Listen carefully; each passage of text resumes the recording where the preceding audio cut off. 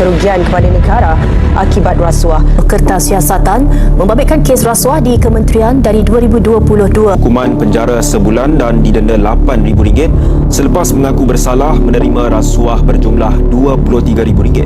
Malaysia SPRM bagi membantu siasatan kes rasuah.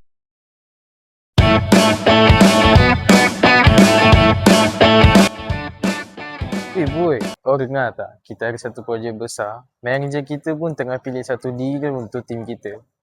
Oh, iya ke? Saya rasa saya dengar kot dengan member kita yang lain.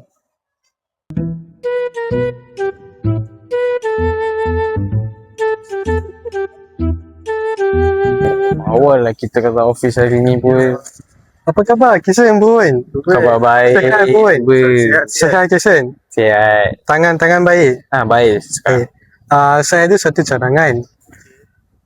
Kalau kamu boleh bantu untuk meluluskan projek saya yang saya uruskan, saya akan bagi RM2,000. Banyak betul duit tu. Ambil je. Tak ada siapa pun datang. Macam mana boy? Maaf Rumen, saya tidak boleh menerima wang ni.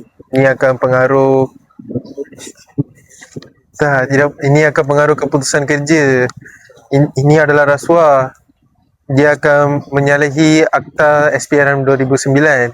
Ya, betul tu pun orang cakap. Kena dengar lah. So maaf, saya tidak boleh menerima.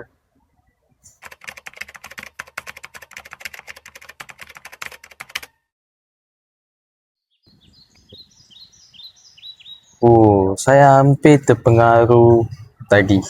Duit tu memang lumayan pun. Rasuah tu memang nampak lumayan, tapi ia akan merosakkan organisasi dengan maruah seseorang. Kalau kita ambil rasuah, keputusan projek kita macam tak adil.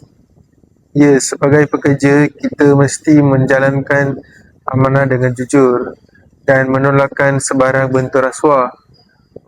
Saya setuju dengan awak. Sejak hari ini, saya akan menolak siapa-siapa yang akan mengalahkan dalam aktiviti rasuah ini.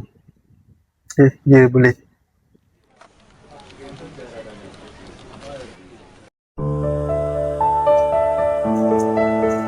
Selamat pagi, ada apa yang saya boleh bantu? Selamat pagi puan. Kita tengah buat laporan rasuah ni, so kita tengah jumpa pegawai SPRM, boleh?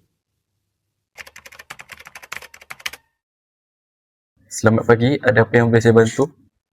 Selamat pagi tuan. Saya ingin buat laporan.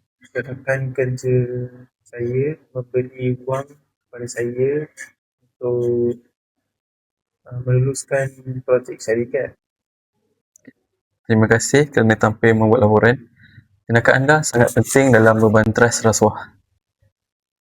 Mengapa masyarakat perlu melaporkan kes rasuah ini? Kerana laporan daripada orang ramai membantu SPRM menjalankan siasatan, melindungi kepentingan organisasi dan memastikan keadilan ditegakkan.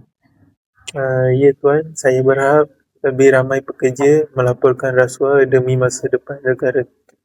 Negara yang bebas rasuah akan mempunyai organisasi yang lebih bagus, ekonomi yang lebih baik, kukuh dan masyarakat yang lebih berintegriti. Ya tuan, terima kasih. Jangan sesekali menerima atau memberi rasuah. Saya sedar membawa rasuah hanya membawa kerugian kepada diri dan sendiri dan masyarakat. Jika anda melihat atau menjadi mangsa rasuah, laporkan kepada SPRM.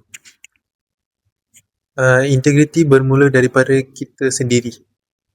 Kerjasama kita dengan SPRM adalah langkah menuju masyarakat bebas rasuah.